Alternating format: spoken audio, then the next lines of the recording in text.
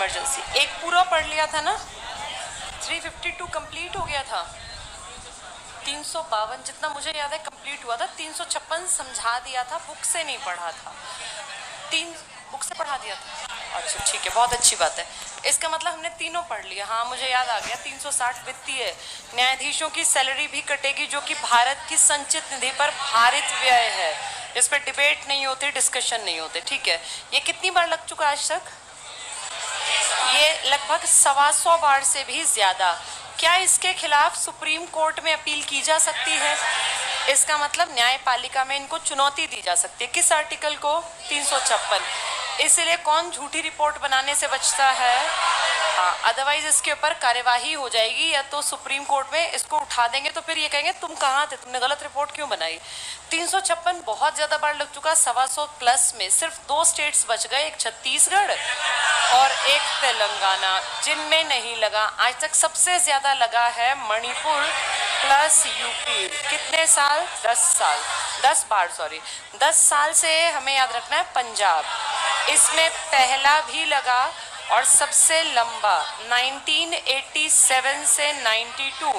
वैसे कायदा कहता है 6-6 महीने के लिए, आप 1 साल, और ज्यादा ही खराब स्थिति हो तो 3 साल, वो भी तब जब देश के किसी हिस्से में 352 लगा हो, या इलेक्शन कमीशन लिख के कह दे भाई इस स्टेट की हालत ज्यादा खस्ता है, यहाँ इलेक्शन नहीं होंगे, तब कितने साल तक के लिए? 3 साल। यानी जब लग गया तो 2 महीने के अंदर परमिशन लेनी पड़ेगी, लोकसभा प्लस राज्यसभा, तब कितने महीने चलेगा? और फिर 1 साल बाद कोशिश करेंगे हटा दें, अगर वो 2 कंडीशन पूरी गड़बड़ में है, या तो देश के किसी हिस्से में या देश में 352 या इलेक्शन कमीशन, तब ये कितने साल खिंचेगा? 3 साल। 99% 1 साल में हटाने की कोशिश की जाती है, ताकि राज्य सरकार की पावर, राज्य सूची में लिखी पावर विधानसभा अपनी यूज करे। भाई देश क्यों यूज करेगा? क्योंकि जब ये लगा होता है तो पावर किसको ट्रांसफर हो जाती है? चाहे वो राज्य का बजट हो, चाहे उनका कानून हो या उनका अध्यादेश। 360 हमने पढ़ा था कि इसको आज तक तो लगा नहीं, जब ये लगेगा तो सारे वित्त विधेयक किसके पास जाएंगे? राष्ट्रपति। इसमें राष्ट्रपति की पावर है, आज तक कभी यूज नहीं करनी पड़ी, बहुत अच्छी बात है। सबसे ज्यादा 356, और 3 बार कौन सा लगा? 352। 352 जब लगता है तो आपके सारे मौलिक अधिकार छीने जाते हैं, सस्पेंड हो जाते हैं। सस्पेंड, स्वतः समाप्त, राष्ट्रपति कह देगा, मंत्रिपरिषद स्वतः समाप्त। लेकिन एक आर्टिकल पढ़ा था 19, जिसमें स्वतंत्रता की बात थी। कितने प्रकार की स्वतंत्रता? 6। आना जाना, घूमना, रहना, रोजगार, ये सब थे ना मनचाहा। इस 6 तरह की स्वतंत्रता पे पाबंदी लग जाएगी अगर 352 लगा है आक्रमण या युद्ध के कारण। लेकिन अगर 352 लगा है सशस्त्र विद्रोह, तो क्या 19 के ये 6 आर्टिकल छीने जाएंगे? नहीं, ये खास ध्यान रखना। अगर युद्ध हुआ, सशस्त्र विद्रोह हुआ तो कंडीशन अलग है। 21 और 20 तो कभी छीनने ही नहीं है, 21 और 20 ये तो हमेशा मिलेंगे। 19 2 कंडीशन में नहीं मिलेगा, लेकिन एक कंडीशन में मिलेगा। कौन से में मिलेगा? सशस्त्र। तो टीवी पे दिखाएंगे क्या चल रहा है, ऐसा नहीं टीवी बंद करो, लेकिन अगर पाकिस्तान अटैक करता है टीवी, रेडियो, इंटरनेट सब बंद कर सकते हैं, तो ये ध्यान रखना है हमें। ये सारी चीजें पढ़ ली थी हमने। एक बार मुझे पेज नंबर बता दो। 157, ठीक है, देखो जरा 157। अच्छा, हम लोगों ने पहुंच गए, हम संसदीय अनुमोदन पे पहुंच गए, बस तो ऑलमोस्ट कंप्लीशन पे आ गया। ये तो मैंने बताया ही था, अनुमोदन कितने दिन के अंदर? अगर 352 है तो 1 महीना, 356 है तो, और 360 है तो आज तक जरूरत नहीं पड़ी, कभी पड़ी तो हो सकता है उसको चेंज करके 1 कर दें। 157 पे आ जाओ, संसदीय अनुमोदन, फटाफट से पढ़ेंगे। राष्ट्रपति द्वारा जारी आपात की घोषणा संसद के प्रत्येक सदन के समक्ष, कितने सदन है संसद के? 2, या लोकसभा भी और राज्यसभा, दोनों की परमिशन चाहिए, ये टिक कर लो। प्रत्येक सदन के समक्ष अनुमोदन के लिए रखी जाती है। संसद के दोनों सदनों के द्वारा अनुमोदन के पश्चात ही आपातकाल लागू रह सकता है। अगर अनुमोदन ना मिले तो 1 महीने में स्वतः अपने आप खत्म, किसी को खत्म नहीं करना।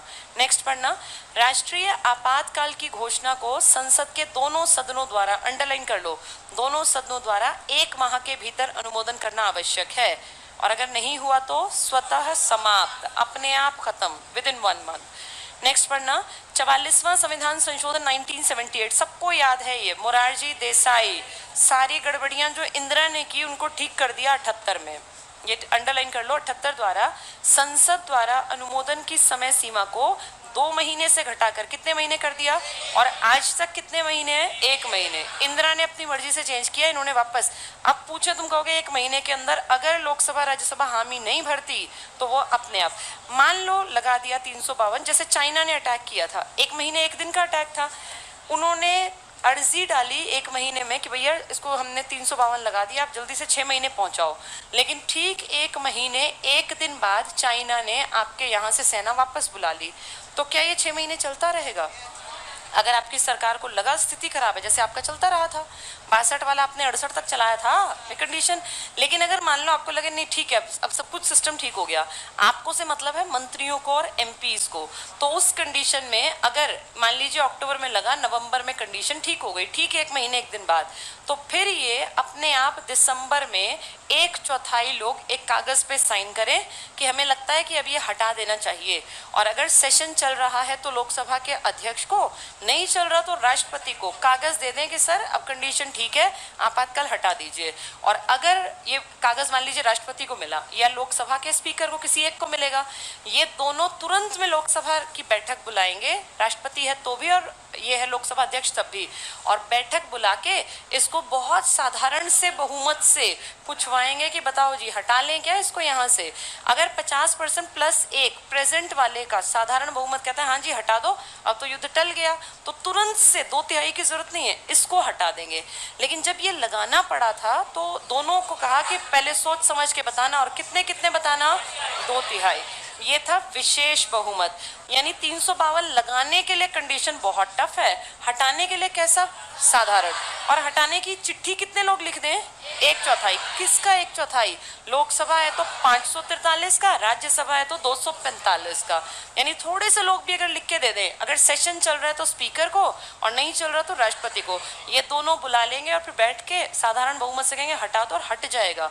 ये 1 महीने का भी टाइम नहीं लगना इस काम में, लग गया तो आज लग जाए, लेकिन आज लगने के बाद 1 महीने के अंदर परमिशन लेनी पड़ेगी, किस किस की, लोकसभा और राज्यसभा। और कैसी परमिशन लोगे, विशेष बहुमत 2/3, और फिर ये लगेगा। अगर आपको 1 महीने बाद ही लगता है इसको हटवाना है तो हटाने का प्रोसेस बहुत छोटा सा है, 1/4 कहेंगे और तुरंत से हट जाएगा।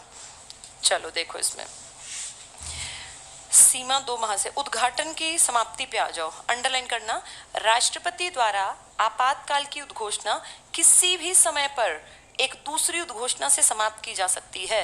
तो इसके लिए थोड़ी कि कोई इसका मुहूर्त आएगा, 352 लगने का तो कोई टाइम आएगा, कब लगेगा भाई, अटैक हो गया, लड़ाई हो गई या सशस्त्र में, कंडीशन है ना, हटाने की कोई कंडीशन नहीं, जिस टाइम लगे ठीक है स्थिति हटा दो, तो किसी भी समय पर दूसरी उद्घोषणा कर दो और खत्म। ऐसी उद्घोषणा को संसदीय अनुमोदन की आवश्यकता होती तो है, लेकिन नहीं होती, होती है लेकिन कितने की, 1/4 साइन, बस 1/4। आगे देखो पॉइंट एक्सप्लेन होगा। 1/4 वाला,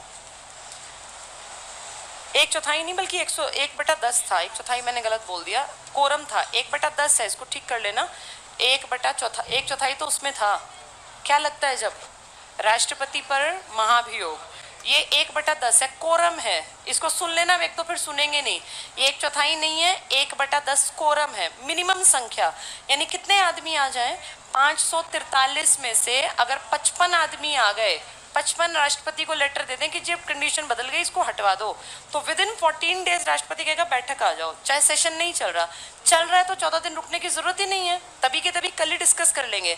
लेकिन अगर हाँ लोकसभा में अगर नहीं चल रहा ये सेशन, तो राष्ट्रपति विद इन 14 डेज एक बैठक बुला लेगा, और बैठक सिर्फ कौन से बहुमत से पास कर दे, साधारण। इसको हटाना बहुत थोड़ा एक छोटा मोटा सा काम मान लो, लेकिन इसको लगवाना बड़ा काम है, क्योंकि 2/3 तो अपने आप में बहुत बड़ी संख्या है। हाँ, अगले पेज पे आ जाओ। पहला पॉइंट तो सिर्फ रीडिंग का है, सेकंड पॉइंट पेपर में आने का है, इसको टिक करना। आपात उद्घोषणा की समाप्ति के संबंध में अंडरलाइन करना, लोकसभा की कुल सदस्य संख्या का 1/10 कोरम 1/10 द्वारा लोकसभा अध्यक्ष अथवा राष्ट्रपति, कब राष्ट्रपति को लेटर भेजना है, जब सेशन नहीं चल रहा, और अगर सेशन चल रहा है तो राष्ट्र लोकसभा अध्यक्ष वो तुरंत अगले दिन या अगले हफ्ते बुला लेगा बैठक, ये अंडरलाइन कर लो। अथवा राष्ट्रपति को लिखित रूप से नोटिस दे तो उस पर विचार करने के लिए राष्ट्रपति या लोकसभा अध्यक्ष को 14 दिनों के भीतर संसद का विशेष सत्र बुलाना होगा। अगर सत्र चल रहा हो तो दिक्कत है ही नहीं, लेकिन अगर नहीं चल रहा तो कितने दिन के अंदर, और ये ना एक दिन की कहानी है, 14 दिन तो मैक्सिमम दिए, इससे ऊपर ना टाइम कूदे। ये कोशिश करते हैं कि कल नोटिस आया, 2 दिन के अंदर सबको इत्तला करेंगे भैया नोटिस आ गया, देश की स्थिति सुधर गई। 2 दिन बाद एक ही दिन तो ये आप मान के चलो कितने आदमी आएंगे, 543 में से अगर 500 भी आए तो वोटिंग कराना कितनी बड़ी बात है। ये कोई जनता तो है नहीं कि अलग अलग चरण एक दिन में पूछा, 50% प्लस एक ने कह दिया, तुरंत कह देंगे कल से राष्ट्रपति ये आपातकाल की समाप्ति। बहुत छोटा प्रोसेस है ये। आपात की उद्घोषणा का प्रभाव देखो, इसमें संघ की कार्यपालिका शक्ति का विस्तार, इसमें तीसरे पॉइंट पर आना। पहले मुझे बताओ क्या होता है आपातकाल में, सारी शक्ति किसकी बन जाती है? आप कहते हैं कि भारत में संघीय फेडरल तरीका है काम करने का, आपकी व्यवस्था कैसी है? संघात्मक कह लो, संघीय कह लो, इंग्लिश में इसी को कह देते हैं फेडरल सिस्टम है हमारा। इसको एक शब्द में बताना, इसका क्या मतलब है? हाँ, इसका सबसे मोटा मतलब है शक्तियों का बंटवारा। किस किस के बीच में? बस इतना भर पता ना, शक्तियों का बंटवारा। बस अब आपको बहुत आसानी से समझ में आ गया। आपके देश में 2 स्तर पे काम होता है, एक केंद्र और एक राज्य। इसी को संघात्मक कहते हैं। संसदनात्मक इससे अलग है। संसदात्मक का मतलब होता है 3 part, Lok Sabha plus Rajya Sabha plus president of India. संसद आए तो वो तीनों याद करना, और संघ कहें तो शक्तियों का बंटवारा। आपके पूरे देश में सब राज्यों को पता है कि मेरे पास एक पावर है, जो कहाँ लिखी है? राज्य सूची में। कितने विषय हैं इसमें? 61। कितने विषय हैं? 61। इस पे यूपी को भी पता है, नागालैंड को भी पता है, असम को भी, हरियाणा को भी, सबको पता है कि मेरे पास है ये। इस पे नियम मैं बनाऊंगा, स्थानीय शासन मेरा है, पंचायत मेरी है, मुझे अपनी पुलिस खुद देखनी है। इसमें कोई 2 राय नहीं, ना मुझे कोई सलाह देगा। लेकिन आप ये भी जानते हैं कि अगर आपके देश में 356 लग जाता है तो ये 61 राज्य सूची से ट्रांसफर होके किसके हाथ में आ जाते हैं? केंद्र। तो आप क्या कहोगे? कहने को आप संघात्मक हैं, लेकिन क्या आपकी व्यवस्था का झुकाव केंद्र की तरफ है? क्योंकि जैसे ही गड़बड़ होती है पावर किसको ट्रांसफर कर देते हैं? एक और एग्जाम्पल, आपके देश में जो शक्तियां कहीं नहीं लिखी गई, जिसको आपने नाम दिया था अविशिष्ट शक्तियां, जिनको आपने इंग्लिश में कहा था रेजिड्यूअरी या रेजिड्यूअल पावर्स, ये भी किसको पकड़ा रखी है? केंद्र। तो आप एक चीज समझ रहे हैं कि लास्ट में घूम फिर के सारी शक्ति किसके हाथ में है?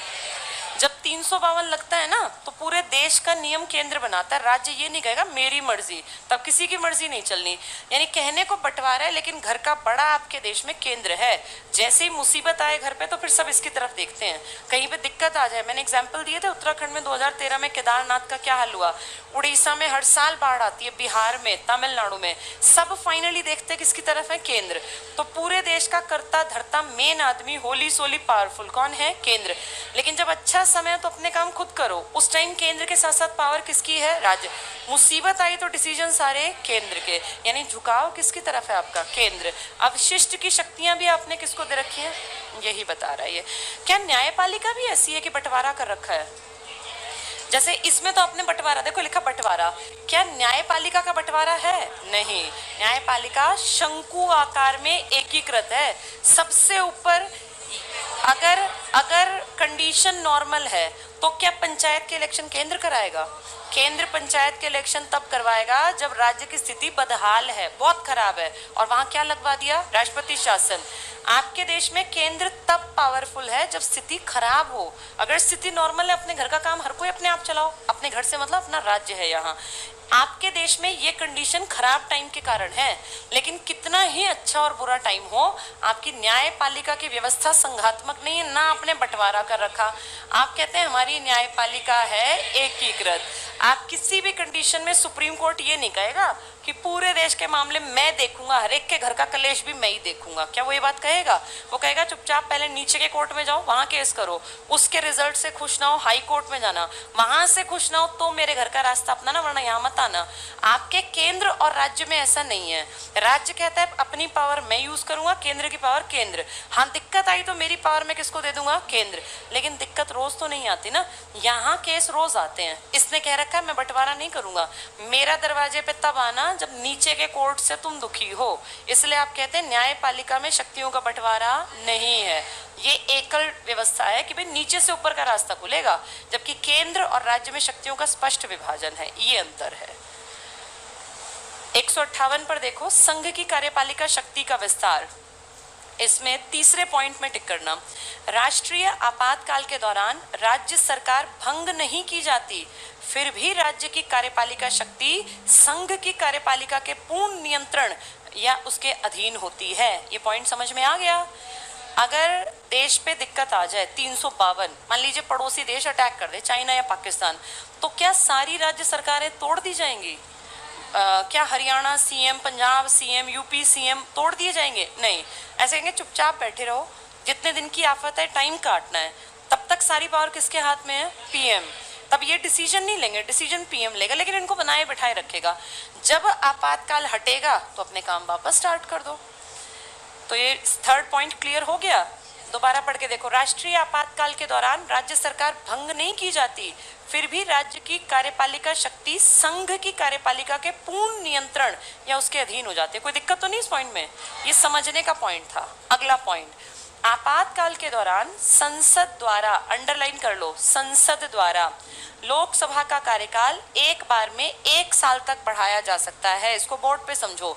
इंदिरा गांधी ने आपातकाल लगाया था 1975 में, 25 जून को घोषणा हुई, 26 जून से लग गया।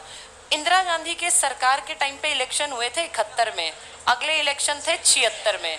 और इलेक्शन आप जानते हैं हमेशा आपकी गर्मियों में होते हैं, 5 साल पूरे गर्मियों में होते हैं ना सरकार को।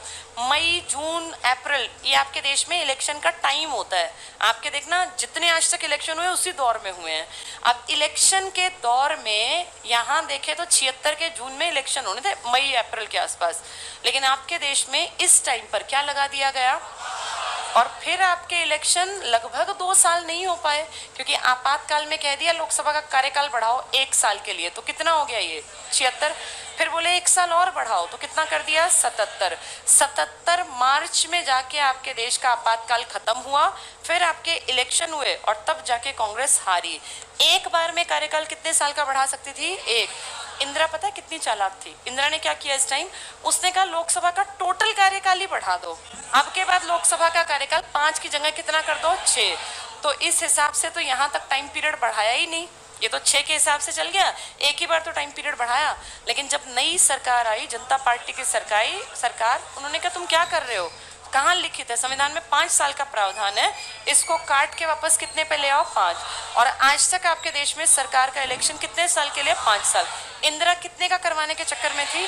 इंदिरा ने क्या दलील दी कि राज्यसभा भी तो 6 साल के लिए आते हैं, विधान परिषद भी, तो क्या दिक्कत है लोकसभा और विधानसभा में भी 6-6 साल के लिए आ जाएंगे? वो भी तो 6-6 हैं। लेकिन ये बात गलत थी, क्योंकि वो इनडायरेक्ट इलेक्शन है और आप डायरेक्ट इलेक्शन से आते हैं। ये अंडरलाइन कर लेना। तो आपातकाल के दौरान संसद द्वारा लोकसभा का कार्यकाल एक बार में 1 साल तक बढ़ाया जा सकता है। संसद राज्य विधानसभा का भी कार्यकाल बढ़ा सकती है। नेक्स्ट पढ़ना, आपातकाल के समाप्त होने के बाद लोकसभा की बढ़ाई गई अवधि कितने टाइम बाद स्वतः मिट जाएगी? 6 महीने।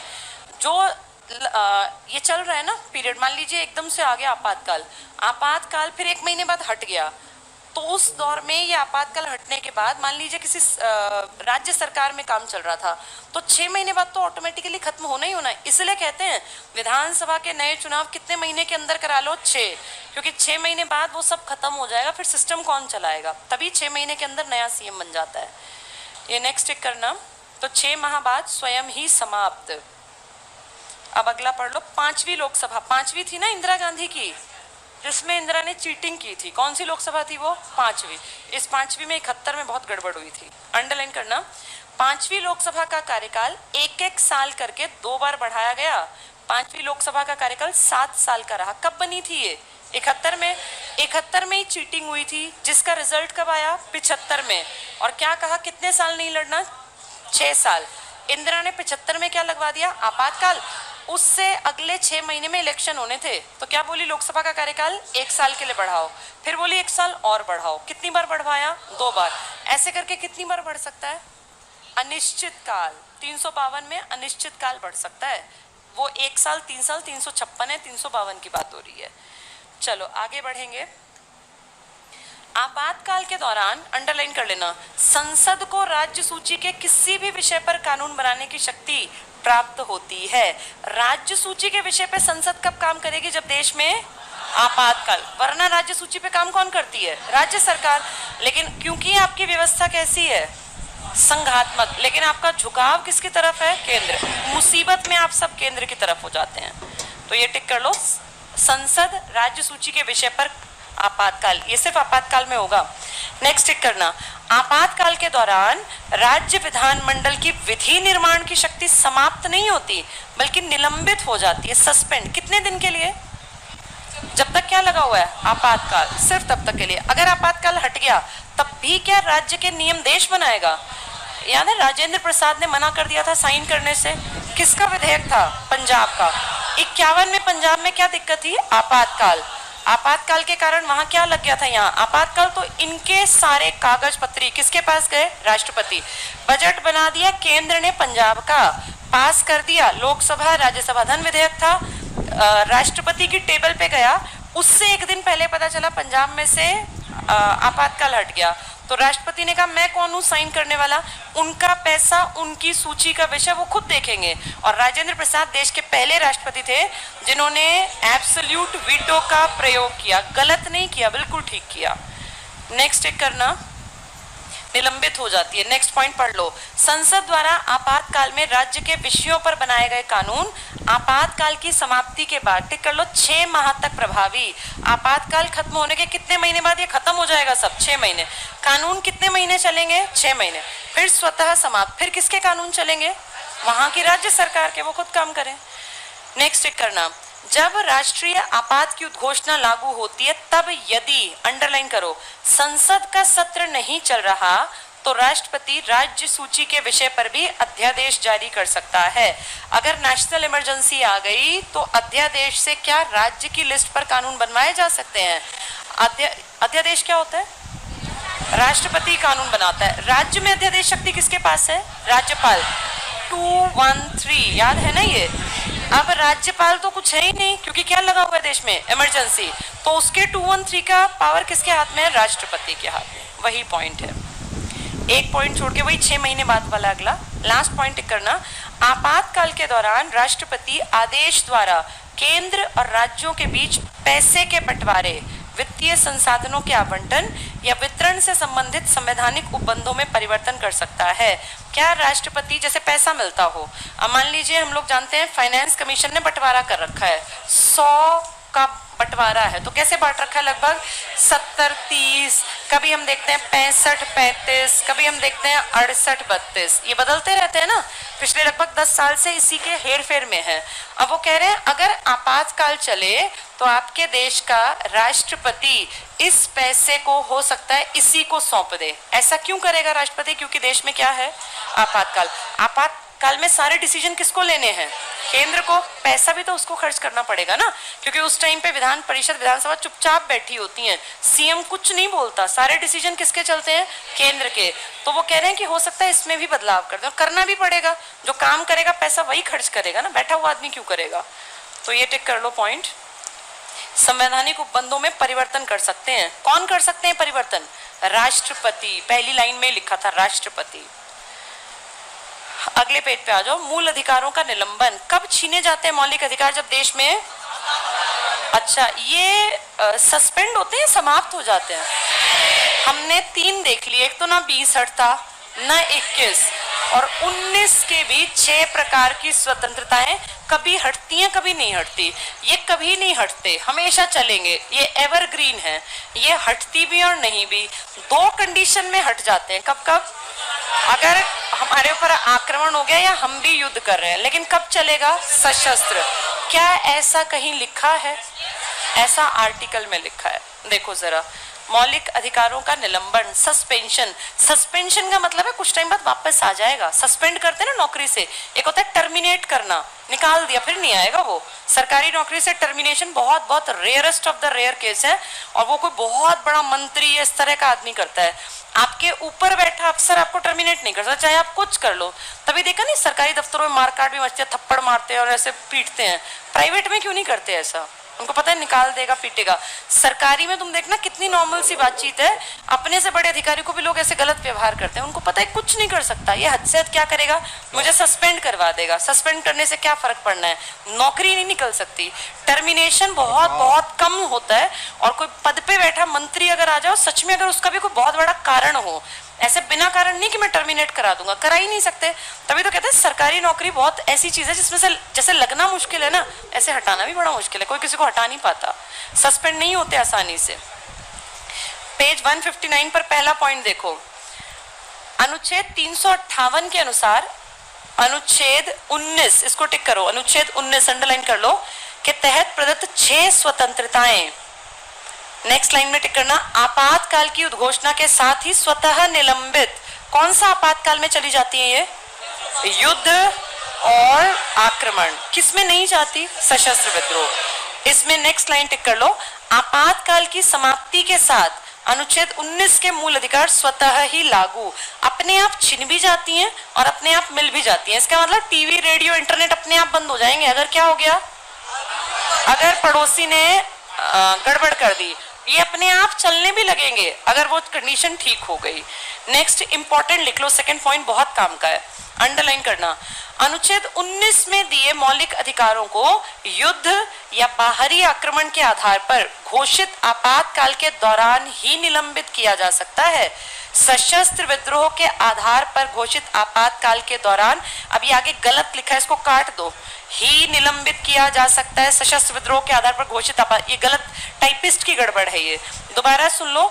तीसरी लाइन में देखो लिखा क्या है, सशस्त्र विद्रोह के आधार पर घोषित आपातकाल के दौरान ही काट के लिख दो नहीं, बस बाकी नीचे की दोनों लाइन काट दो, गलत कर दिया उसने ये, आपातकाल के दौरान नहीं। तीसरी लाइन में ही है ना, उसको काट के लिख लो नहीं, और नीचे की दोनों लाइन काट दो, मिक्स कर दी इसने सेकंड, थर्ड, फर्स्ट को।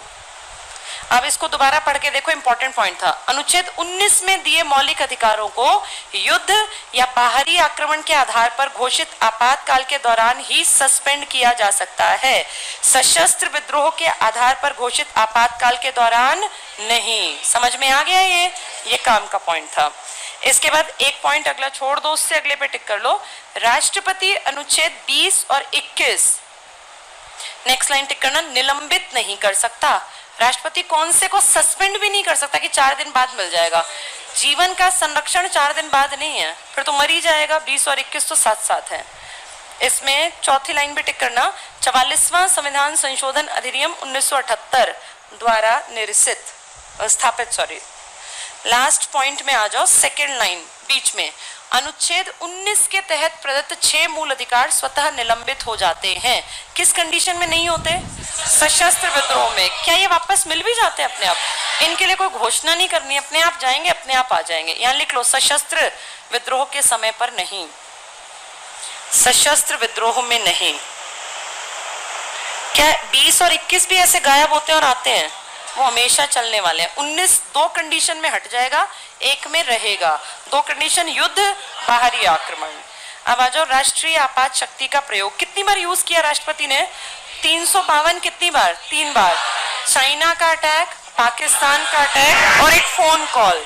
और कितनी कितनी टाइम के लिए लगा? पहला 1962 से 68 अक्टूबर में लगा था, फिर जनवरी में हटा। 65 में क्यों नहीं हट पाया है? क्योंकि पाकिस्तान ने 66 में देखो 2 बड़े आदमियों का शायद मर्डर हुआ था, एक शास्त्री जी और एक होमी जहांगीर भाभा। इसका मतलब आपके देश की स्थिति लगातार खराब चल रही थी। सेकंड लगा 1971 में, ये कब तक खिंचा? 77।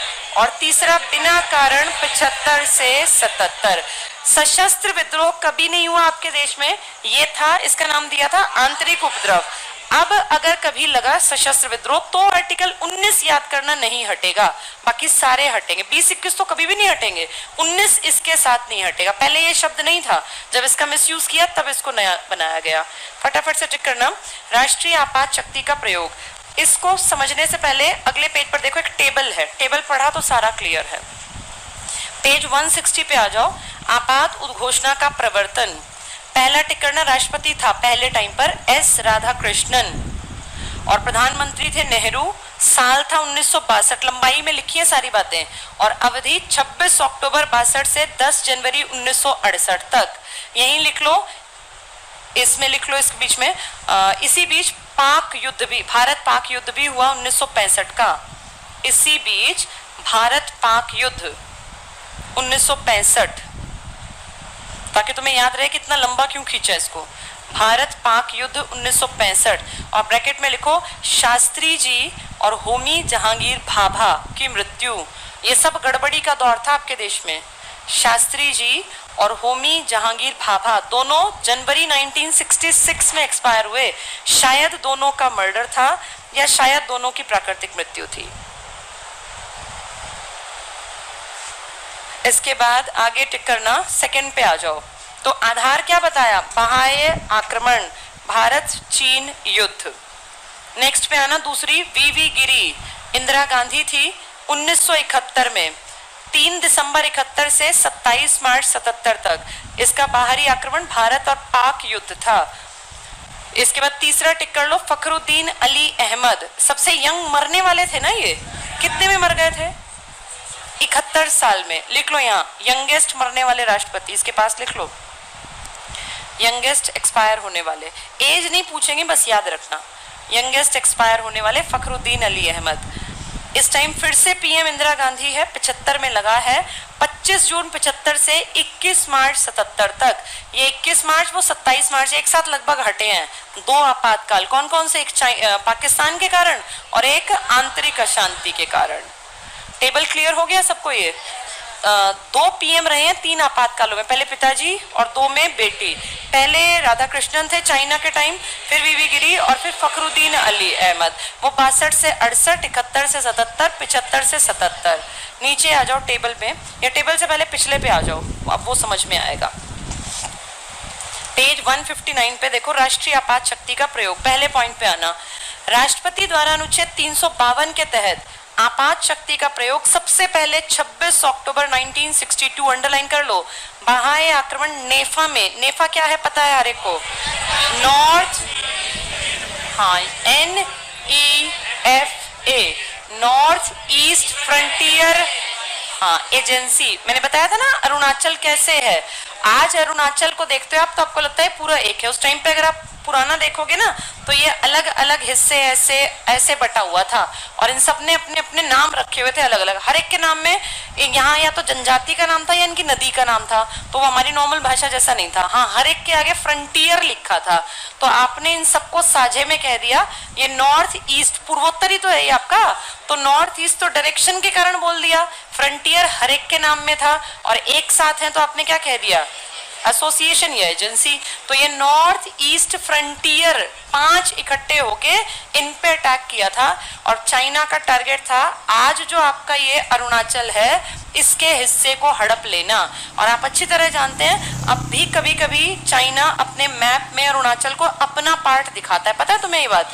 जैसे वो तिब्बत को अपना दिखाते दिखाते फाइनली उसी ने बना लिया ना अपना, ऐसे इंडिया के अरुणाचल की पट्टी को चाइना मैप में जब अपने बच्चों को पढ़ाता है ना बहुत बार, तो ऐसे कहता है ये हमारा रीजन है, तो अपना रीजन बना के बैठा है वो इसको। अब ये अलग बात है कि उस टाइम में नेफा पे अटैक हुआ और उसकी सेना अपने आप चली गई, लेकिन आपके कश्मीर में जो सेनाएं आई थी, आज भी आप जानते हो कश्मीर का वो हिस्सा आज भी किसका माना जाता है, चाइना। हम कहते हैं चाइना ने कब्जा कर रखा है, लेकिन कब्जा फाइनली कितने साल चलेगा, 62 का कब्जा उसका, अब तुम 2022 में आने वाले हो, तो तुम्हें क्या लगता है वो आसानी से छोड़ेगा इसको। उसने अपना बना लिया ये हिस्सा। जैसे पीओके कितने साल हो गए, 47 में गया था हाथ से, अब अब तक, और उम्मीद थोड़ी मिल जाएगा। ऐसे ही इससे कोई उम्मीद नहीं। ये हो सकता है जैसे इसने तिब्बत को हड़प लिया ऐसे इसको भी हड़प ले, तो ये बहुत बड़ा एक इशू है। ये तो यूएनओ थोड़ा बहुत दिखावटी काम करता है, अदरवाइज तालिबान की हालत देख के आप देख लो कि यूएनओ कुछ नहीं कर सकता। अगर कोई किसी को हड़पने पे आएगा ना तो यूएनओ कोई बीच में नहीं पड़ने वाला। चलो देखें आगे। तो पहला पॉइंट हुआ। सेकंड पॉइंट टिक करना, दूसरी बार राष्ट्रीय आपात की घोषणा। नेफा का मतलब समझ में आ गया? हाँ यहाँ लिख लो, North East Frontier Agency. NEFA का मतलब नॉर्थ ईस्ट, डायरेक्शन के कारण, फ्रंटियर सबके नामों में था, नॉर्थ ईस्ट फ्रंटियर एजेंसी। नेफा में इसने आक्रमण कर दिया था। 1 महीने 1 दिन युद्ध चला, लेकिन इसका प्रभाव फिर देख लो आज तक है हमारे ऊपर। नेक्स्ट टिक करना, दूसरी बार नेशनल इमरजेंसी बाहरी आक्रमण भारत पाक युद्ध के कारण 3 दिसंबर 1971 को की गई। इस टाइम आपका राष्ट्रपति कौन था? वीवी गिरी, और पीएम कौन थी? इंदिरा गांधी। तीसरा टिक करो, तीसरी बार नेशनल इमरजेंसी की घोषणा आंतरिक अशांति के कारण 26 जून 75 को की गई। 71 में की गई आपात उद्घोषणा जो पहले से चल रही थी, राष्ट्रपति ने 75 में आंतरिक अशांति के आधार पर एक और आपात की उद्घोषणा कर दी। एक साथ कितने आपातकाल लग गए? 2। एक तो ऑलरेडी चला आ रहा था, किसके कारण था वो? पाकिस्तान। हमने क्या कहा, भाई हमारे ऊपर अटैक, इसका भरोसा नहीं है, और फिर आपकी कह दिया आंतरिक स्थिति खराब है। आंतरिक में अगर आज लग जाए कौन सा आर्टिकल नहीं छिनेगा? 19। तब चिंता था, तभी इंदिरा गांधी के बेटे ने रेडियो टीवी बंद करवाए थे, अखबार बंद करवाए। ये टिक कर लो। तो 75 में आंतरिक अशांति के आधार पर एक और आपातकाल की घोषणा। 2 आपातकाल इकट्ठे चले, कितने से कितने के बीच? जून 1975 से मार्च 1977, 2 आपातकाल 352 के तहत दोनों चलते रहे। आगे पढ़ लो। इसकी समाप्ति दूसरी तीसरी आपात उद्घोषणा 77 में समाप्त हो गई। 71 वाली 27 मार्च को और 75 वाली 21 मार्च, इसको ठीक कर लो, 21 मार्च बना लो, 21 मार्च को समाप्त। तो इस प्रकार अब तक कितनी बार राष्ट्रीय आपातकाल लगा? 3 बार। 3 बार पीएम कितने रहे? 2, और राष्ट्रपति 3।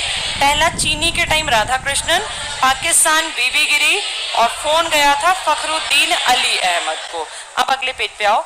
टेबल के नीचे पहला पॉइंट टिक करना। 1977 क्या खास हुआ था तुम्हारे देश में? पहली बार गैर कांग्रेसी सरकार, जनता पार्टी, मोरारजी देसाई, अंडरलाइन करो। 1977 में जनता पार्टी सरकार मोरारजी देसाई, इन्होंने 75 में घोषित आपात की जांच हेतु शाह आयोग का गठन किया। 75 का जो इमरजेंसी थी वो ठीक थी या गलत थी? वो पावर का मिसयूज था, इसलिए कौन सा शब्द हटा दिया? आंतरिक अशांति। और क्या नए ले आए? सशस्त्र विद्रोह। और क्या कहा? एक फोन पे आपातकाल लगी गई, लिखित सिफारिश, लिखित सिफारिश पर ही लिख दिया, उससे पहले नहीं। नेक्स्ट टिक करना। राष्ट्रपति द्वारा जारी राष्ट्रीय आपात की घोषणा को न्यायालय में चुनौती दी जा सकती है। ये न्यायिक पुनर्विलोकन के अधीन है। एग्जाम में आ जाएंगे, 4 पॉइंट कहेंगे, बताओ इनमें से कौन सा न्यायिक पुनर्विलोकन के अधीन नहीं है? तो क्या अध्यादेश न्यायिक पुनर्विलोकन के अधीन है? अपनी मर्जी से कोई भी कानून बना देगा राष्ट्रपति, या उसके ऊपर भी चुनौती दी जा सकती है? दी जा सकती है, नहीं तो मिसयूज नहीं करेंगे पावर का। क्या इसमें लोकसभा राज्यसभा के बनाए किसी बिल या किसी विधेयक पे चुनौती दी जा सकती है? बिल्कुल। सुप्रीम कोर्ट में किसी भी चीज को चुनौती दे सकते हैं अगर वो आपके मौलिक अधिकारों से जुड़ी हो, वो आपकी लाइफ से जुड़ी हो। इसी तरह बता रहे हैं कि आपातकाल में तो इंसान दुखी होता है, तो क्या इसको भी चैलेंज किया जा सकता है? 352 को चैलेंज किया था, जो ये लिखा है ना शाह आयोग, किसकी सरकार थी ये? उन्होंने कहा कौन सा सशस्त्र, ये तुमने आंतरिक अशांति के एग्जाम्पल दो, तो कोई एग्जाम्पल ही नहीं मिला, फिर कहा ये वर्ड ही हटा दो। चलो 56 पे आ जाओ। 56 का प्रयोग, 56 कहाँ यूज किया जाता है? राज्य में। इसमें किसके ऊपर कंट्रोल करते हैं? राज्य के ऊपर। नाम किसका चलता है? राष्ट्रपति। काम किसको देते हैं? राज्यपाल। रिपोर्ट किसकी गई थी? राज्यपाल। लगातार अगर 2 रिपोर्ट नेगेटिव हो तो कह देंगे लगा दो यहाँ, लेकिन क्या इसकी भी जांच की जा सकती है? इसलिए ये भी देखना कि कहीं झूठी रिपोर्ट ना जाए। 356 पे आ जाओ। सबसे पहले अनुच्छेद 356 का प्रयोग, अंडरलाइन करो। 51 में पंजाब में तुम आजाद हुए, गणतंत्र बने, और तुरंत पंजाब की स्थिति खराब। पंजाब की स्थिति इतनी खराब क्यों हुई कि 10 साल खींचना पड़ा? पंजाब के दो हिस्से थे ना, एक आपको मिला और एक गया पाकिस्तान में, तो इसलिए प्रभावित क्षेत्र तो रहेगा ही रहेगा। फिर एक खालिस्तान का मुद्दा भी तो था, जिनका कहना था कि ना हम हिंदुस्तान ना हम पाकिस्तान, हम खालिस्तान के हैं। तो वो कह रहे थे हम विशुद्ध बनाएंगे, बिल्कुल अलग, तुम दोनों से अलग अपना देश। तो इस तरह से एक नए देश की जब बात उठेगी तो कहीं ना कहीं तो मार्केट में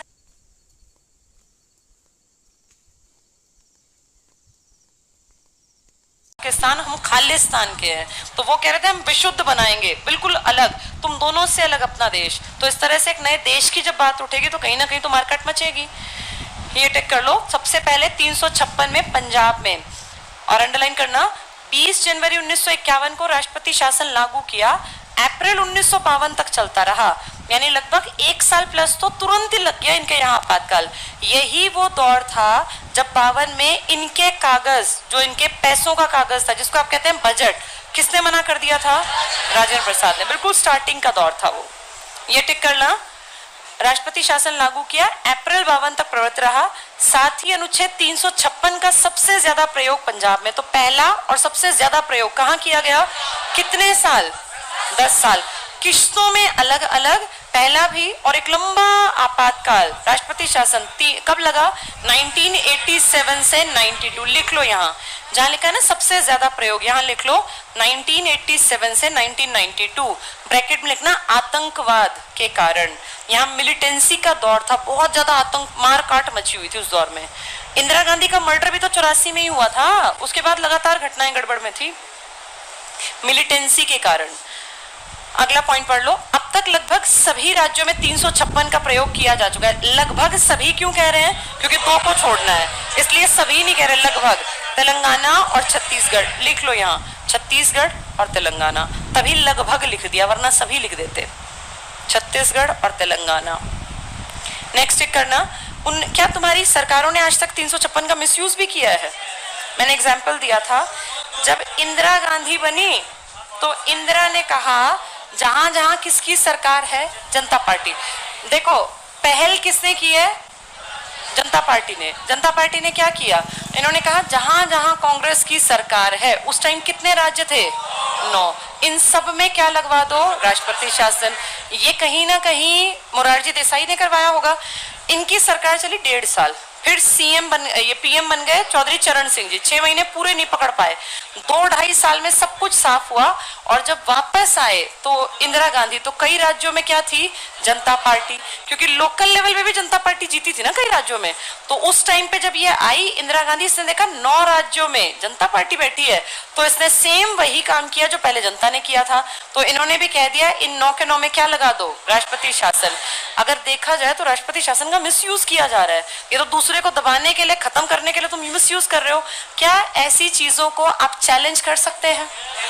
कहाँ चैलेंज करेंगे? पता नहीं कितनी बार मामले सुप्रीम कोर्ट में गए हैं, सरकारों ने मिसयूज किया पावर का, लेकिन नहीं बाज आते। तभी कितनी बार लगा चुकी है? अभी 130 से भी ज्यादा, 125 बार क्रॉस कर गए। इतनी देश में गड़बड़, इतनी बड़े पैमाने पे गड़बड़ कि तुम्हें जब देखो जहां पूरे देश में तुमने लगा दिया, सिर्फ 2 स्टेट बचा दिए, एक छत्तीसगढ़ और तेलंगाना। और समझो ये भी क्यों बचे? क्योंकि नए स्टेट हैं, 2000 से पहले इनमें से कोई सा नहीं था। यानी तुमने 2000 से 50-60 सालों में, 50 सालों में पूरे देश में आपातकाल की तुमने कहीं ना कहीं, और 10-10 बार आपातकाल। यूपी मणिपुर 9 बार, 8 बार, मतलब कितना ज्यादा। 10 साल आपने किसी राज्य में राष्ट्रपति शासन लगाया, 6 साल कहीं लगाया, कहीं 3 बार, कहीं 5 बार, कहीं 10 बार। तो इसका मतलब यह है कि आपकी स्टेबल है ही नहीं सरकारें। और ये इसलिए क्योंकि आपकी सरकारों में हमेशा 36 का आंकड़ा रहता है, केंद्र में अलग बैठी है, राज्य में अलग, तो वो 36 का आंकड़ा बना के 356 उठा के लगा देंगे। अच्छी बात है कि इसको कहाँ चैलेंज कर सकते हैं। अगर ये चैलेंज ना हो ना, तो ये इतने बेशरम है, इसको 1000 बार लगवा दें। ये 125 बार तो इन्होंने चैलेंज कर सकते हैं तब लगवा रखा है ये। देखो अगला पॉइंट। 1977 में जनता पार्टी सरकार मोरारजी देसाई के नेतृत्व में ने एक साथ कांग्रेस शासित 9 राज्यों में राष्ट्रपति शासन लागू किया। तो वो था ना, तूने मेरे साथ किया, मैं भी ऐसा ही करूंगा। अब ये कांग्रेस करेगी। अगला पॉइंट टिक करना। इसी प्रकार 1980 में कांग्रेस सरकार ने इसी आधार पर 9 राज्यों में जहां जनता पार्टी की सरकार थी वहां राष्ट्रपति शासन। तो ये जो ये कर रहे हैं, ये देश का नुकसान कर रहे हैं ना। इनका क्या जा रहा है? पैसा, टैक्स तो जनता भरती है। अगला पॉइंट टिक करना, 356 का प्रयोग केंद्र और राज्यों के बीच हमेशा टकराव का विषय रहा है। और तुम देखो कभी भी उठा के पढ़ना, देश में जिसकी सरकार है कभी उस राज्य में नहीं लगेगा जहां सेम सरकार होगी। जैसे जब भी आपातकाल लगेगा ना, तो देश में अगर बीजेपी की सरकार है इस टाइम, तो बीजेपी शासित किसी राज्य में कौन सा आर्टिकल इस्तेमाल नहीं पड़ेंगे? पुदुचेरी में इस्तेमाल किया, यूटी में किसकी सरकार थी? कांग्रेस की। आज तक का इतिहास रहा है, अगर ये सच में पावर यूज करने वाले हैं तो ठीक ठीक करें ना। क्या आज तक कभी कांग्रेस के टाइम पे कुछ गलत हुआ ही नहीं, या बीजेपी के टाइम कभी गलत हुआ ही नहीं? अब बीजेपी ना तो हरियाणा में लगाएगी और ना ही यूपी में, जहां जहां है। हाँ, तुरंत जरूरत पड़ने पे कहां लगा देगी? पंजाब में। तो ये सरकारों ने जितनी बार किया ना, ये देखा गया मिसयूज किया। और इसका भी लॉजिक है, क्योंकि केंद्र सरकार का एजेंट बैठा है। कौन है वो? राज्यपाल। और थोड़ी सी ऊंच नीच इतने बड़े राज्य में इतना काम होगा तो होगी होगी, वो रिपोर्ट में लिखेगा ही लिखेगा। तभी वो 9 राज्यों में एक बार कांग्रेस ने और एक बार जनता पार्टी ने अपने सुख के लिए ऐसा किया था। ये टिक कर लो। तो 356 टकराव का कारण। अगला पॉइंट पढ़ना, देश में अब तक 175 गलत लिखा गया, 125 प्लस कर लो इसको, से भी अधिक बार राष्ट्रपति शासन लगाया जा चुका है। सबसे ज्यादा बार मणिपुर में 10 बार, बिल्कुल ठीक है, यही लिख लो। यूपी में भी, दोनों में 10-10 बार, यूपी में भी, ठीक है, इसका प्रयोग किया गया है। यही नीचे लिखो, पंजाब में 3510 दिन लगा।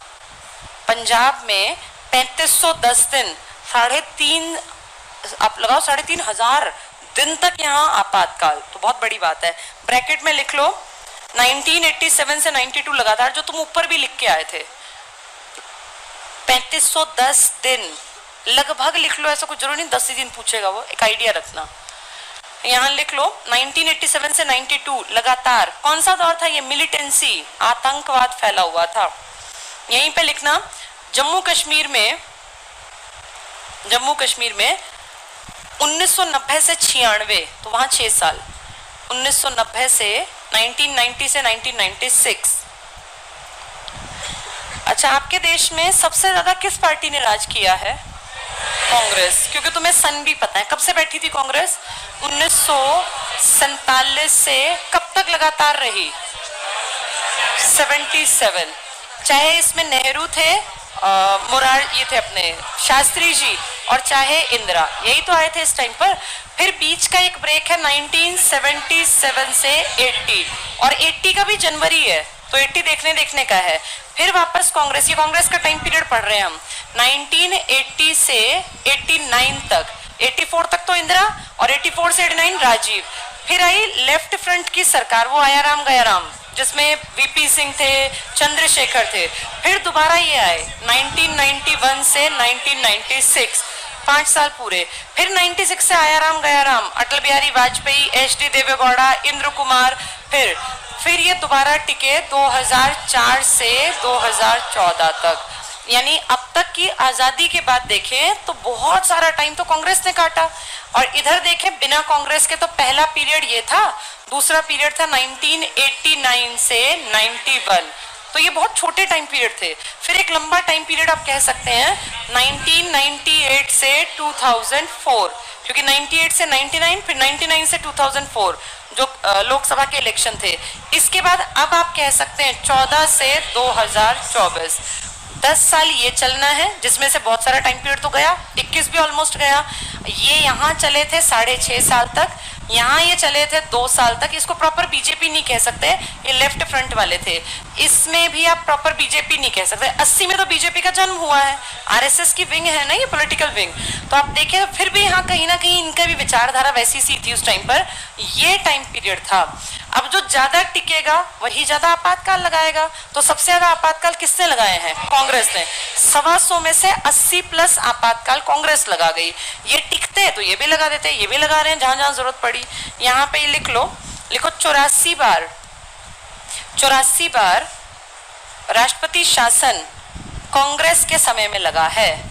84 बार राष्ट्रपति शासन कांग्रेस के समय में लगा है। उसका लॉजिक पता है हमें, कारण पता हो हर चीज का।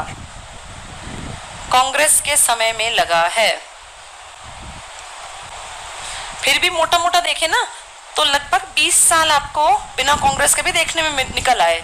10 साल ये, 6.5 साल वो, और वहां भी हैं 2-2, 2.5 साल। तो चलो ये पूरा पॉइंट हमारा समझ में आ गया। ये तो मणिपुर में कितनी बार, यूपी में सबसे पहला लगातार लंबा, और जम्मू कश्मीर में 90 से 96। हम जम्मू को पता पहले कंसीडर क्यों नहीं करते थे, क्योंकि इसका अपना अलग, ये अपने यहाँ राष्ट्रपति शासन लगाता ना, राज्यपाल शासन कहता था। जब 6 महीने हो जाते तब कहता अब मैं राष्ट्रपति शासन लगाऊंगा, मन मर्जी का था ये। अगले पेज पे आ जाओ फटाफट से, इसको पूरा कर लो, खत्म ये आज का। इसमें देखो सर्कल बने हुए हैं 4, ये सारे सर्कल काम किए। पहला पॉइंट टिक करना, राष्ट्रपति शासन लागू न्यायिक समीक्षा योग्य है। राष्ट्रपति शासन ये टिक कर लो, लागू की राष्ट्रपति घोषणा न्यायिक समीक्षा। क्या 356 के खिलाफ सुप्रीम कोर्ट में सुनवाई है? बिल्कुल है, गलत है तो फिर डांट पड़ेगी राज्यपाल को। नेक्स्ट टिक करना, राष्ट्रपति की संतुष्टि तर्कसंगत संसाधनों पर आधारित होनी चाहिए। न्यायालय द्वारा रोक लगाई जा सकती है यदि वो अतार्किक और दुर्भावना पर आधारित। दुर्भावना कैसी? ये कांग्रेस की सरकार है और आदमी किसका बैठा है? बीजेपी का। तो मैं गलत रिपोर्ट लिख दूं, लेकिन इस रिपोर्ट पे जब सुप्रीम कोर्ट में जाएगा तो जवाब देना पड़ेगा कि क्यों ऐसा किया। और अगर कोई जवाब नहीं निकला ढंग का तो कहेगा दुर्भावना पर, फिर आपके ऊपर ब्लेम लगेगा और ये बेइज्जती मानी जाती है कि तुम्हें इतनी भी अकल नहीं है। अगर तुम इतनी बड़ी पोस्ट पे हो तो बायस्ड नहीं होना, तो दुर्भावना पर नहीं चलेगा। नेक्स्ट करना, यदि न्यायालय राष्ट्रपति की घोषणा को असंवैधानिक और अवैध पाता है, अगर सुप्रीम कोर्ट कहे गलत है ये, तो उसे विघटित राज्य सरकार को पुनः स्थापित करने, निलंबित या विघटित विधानसभा को पुनः बहाल करने का अधिकार है। अगर मान लीजिए कांग्रेस का आदमी इस साल की फरवरी में पुदुचेरी में कह दिया कंडीशन ठीक नहीं है, और उपराज्यपाल कौन थी वहां पर? इनको नहीं, तब उस टाइम पे किरण बेदी, इनको कहा आप दिल्ली आ जाइए और स्थिति ठीक नहीं है। कांग्रेस की सरकार थी और वहां पे कह दिया कि ये सरकार ठीक से काम नहीं चला रही, तो इसलिए यहाँ पे क्या लगेगा? राष्ट्रपति शासन। इस साल वहीं लगा है ना अभी तक। तो उसके बाद फिर वहां पे सरकार बदल गई। अब किसकी सरकार है?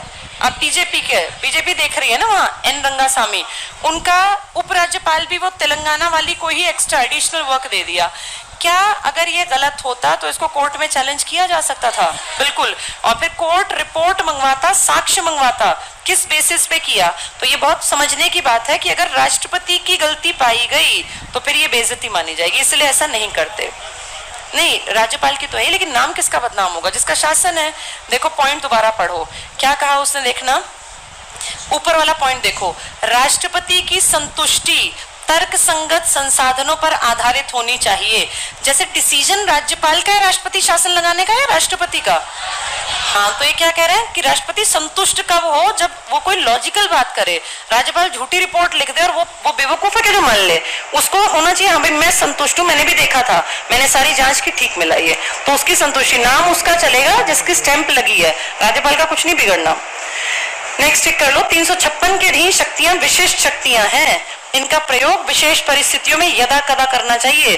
तो रोज लगा दे राष्ट्रपति शासन या जरूरत पड़ने पर? तो तुम्हारे देश में कितनी बार जरूरत पड़ गई आज तक? 125 प्लस 125 बार तो तुम्हें जरूरत पड़ गई है।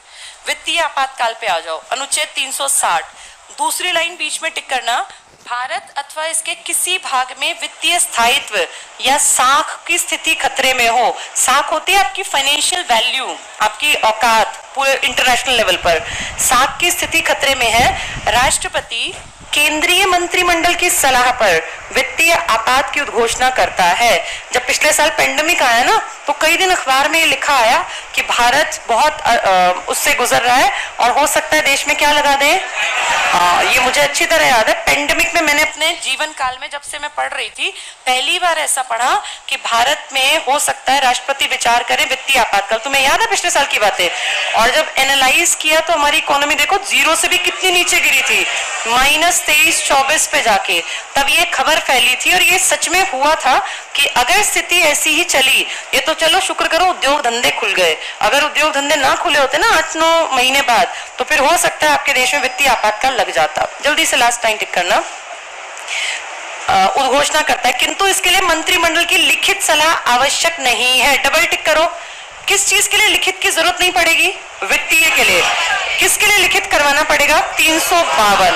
ये इंपॉर्टेंट पॉइंट निकला है, आवश्यक नहीं, डबल टिक कर लो।